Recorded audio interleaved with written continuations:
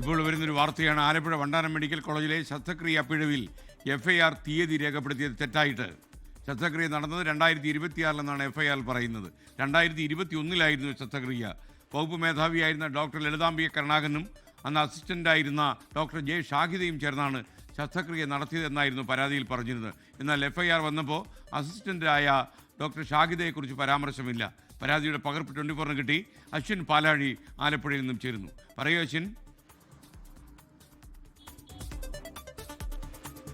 ഈ നിർണായക വളരെ വിവാദമായ കേസുമായി ബന്ധപ്പെട്ട് രജിസ്റ്റർ ചെയ്ത FIR-ൽ 2 പിഴവുകളാണ് പ്രധാനമായും പോലീസിന് ഉണ്ടായിരിക്കുന്നത്. അതിൽ ഒന്നാം ഏറ്റവും നിർണായകമായ ആ തീയതി അത് തെറ്റായി രേഖപ്പെടുത്തി എന്നുള്ളതാണ്. ഈ ഉഷയുടെ ശസ്ത്രക്രിയ നടന്നത്, അതായത് ഈ വയറ്റിൽ കത്രിക മറന്നു വെച്ച തീയതി എന്ന ഉഷയും ഒപ്പം ബന്ധുക്കളുമൊക്കെ പറയുന്നതും പരാതിയിൽ രേഖപ്പെടുത്തിയിരിക്കുന്നതും 2021 മെയ് 5 തീയതിയാണ്. പക്ഷേ അത് FIR രജിസ്റ്റർ ചെയ്ത FIR പുറത്തു വരുമ്പോൾ 2026 മെയ് 5 എന്നുള്ള തീയതിയാണ് വന്നിരിക്കുന്നത്. സ്വാഭാവികമായും കോടതിയിലടക്കം ഈ FIR നൽകുമ്പോൾ അതുമായി ബന്ധപ്പെട്ട സാങ്കേതിക പ്രശ്നങ്ങൾ ഈ കേസിൽ നേരിട്ടേക്കാം എന്നുള്ളതാണ് മനസ്സിലാക്കുന്നത്.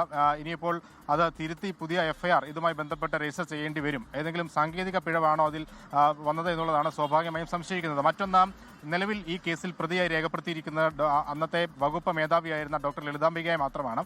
പക്ഷേ ഈ കുടുംബം നൽകിയ പരാതിയിൽ, അതായത് ഉഷയുടെ ഭർത്താവ് ജോസഫാണ് ഇന്നലെ അമ്പലപ്പുഴ പോലീസിൽ പരാതി നൽകിയിരിക്കുന്നത്. ആ പരാതിയിൽ ലളിതാംബിക എന്ന ഡോക്ടർ ലളിതാംബികയ്ക്ക് പുറമെ അവരുടെ അസിസ്റ്റന്റിനെയും ഈ പരാതിയിൽ ചേർത്തിട്ടുണ്ട്. അവർ രണ്ടുപേരും ഈ അസിസ്റ്റന്റ് ലളിതാംബികയും ഒപ്പം അവരുടെ കീഴിലുള്ള അസിസ്റ്റന്റുമാണ് ഈ ശസ്ത്രക്രിയ നടത്തിയതെന്നുള്ളതാണ് പരാതി. ഇവർക്കെതിരെ നടപടി സ്വീകരിക്കണം എന്നുള്ളതാണ് പരാതിയുടെ ഉള്ളടക്കം. പക്ഷേ FIR-ൽ അസിസ്റ്റന്റിനെ പൂർണ്ണമായും ഒഴിവാക്കിയിരിക്കുന്നു. അസിസ്റ്റന്റിന്റെ പേര് പരാതിയിൽ പറയുന്നില്ല. പക്ഷേ അസിസ്റ്റന്റായി അന്ന് പ്രവർത്തിച്ചിരുന്ന ഡോക്ടർ ഷാഹിദ ജെ ആണ്.